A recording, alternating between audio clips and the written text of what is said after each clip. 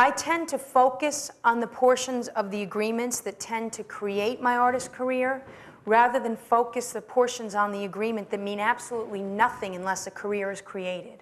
Like, why the hell are you going to spend 15 million hours negotiating the royalty provision of this freaking recording contract when your artist has sold one record? Makes no sense. Makes no sense. I mean, yeah, I do the best job I can, but I'm not going to haggle over these issues that make no sense. Because as we do in an industry, once your artist becomes really successful, we renegotiate everything anyway. It's a breathing document, you know what I mean? This industry is based on relationships. And if you have a relationship with somebody and a relationship with that company, it really doesn't matter what the agreement says. When you have to refer back to the agreement, the relationship is in the dumper. Okay? When you have to go back and look at your agreement, then the parties are having a problem. You know, when the relationship works, you never have to look at the contract, ever. Do you have a philosophical problem with the fact that an artist contract is generally a work-for-hire agreement? You know what? I don't care, because here's the thing. Record companies have to spend millions of dollars making someone famous.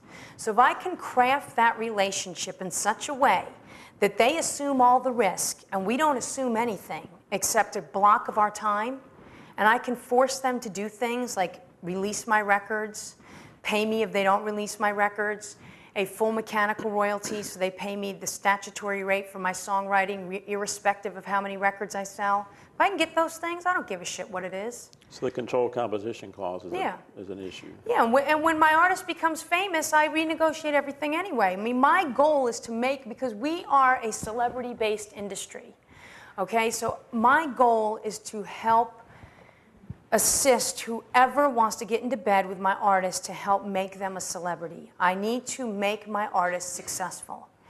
And at the same time, I try to protect as many rights as I possibly can, try not to give up as many approvals as I possibly can, you know, along the way. What rights would you reserve?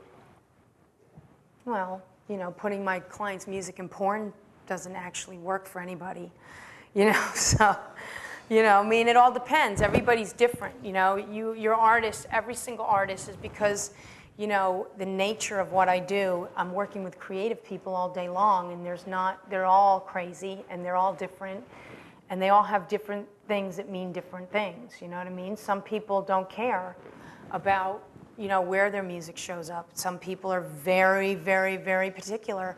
I represent a lesbian artist who's very, very particular, you know, that her music is not used in any type of, you know, scene in a film where there's any kind of misogyny, any type of violence against women in that particular scene where her song is going to be used.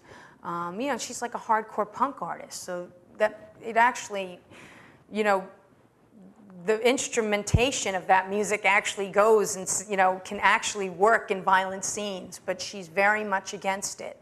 That's her issue. You know, I have another artist who's a recovering heroin addict, and he doesn't want his music to be used in any scene depicting drugs or alcohol. He's been in AA for 25 years, and that's a deal breaker no matter how much money it is. You know, I mean, I've had offers from Heineken, from Coors, because he wrote this really catchy song, and it's pretty well known, and they always want to use it to pimp beer. I don't know why, but he's like, no. Call me when I relapse. So, you know, he says. He's cute. So is this just a right of approval, or Yeah. do you a general blanket right? No, it's you know, you can't get a blanket approval. So you put specific things. Unless you're Madonna, Tupac, Bruce Springsteen, you know, you can't get blanket approvals.